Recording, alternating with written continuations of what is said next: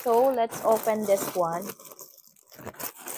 Ito yung gagamitin naming costume, which is,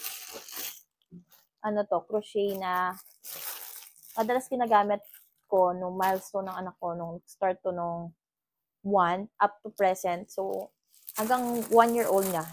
Princess kasi yung motif niya.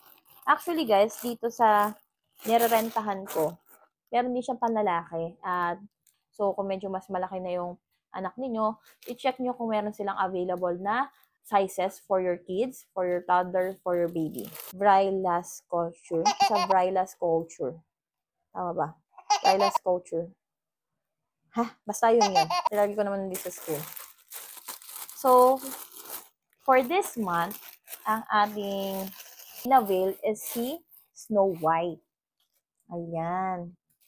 So, meron na siyang, apple. So, ang in-avail ko na is 6 months, guys. Kasi yung una kong kinuha na from 0 to 3 months or hanggang pa 4 months, medyo maliit na. Kaya sabi ko parang kailangan ko talaga na mas malaki na. So, ang ganda niya kasi, diba? Bongga.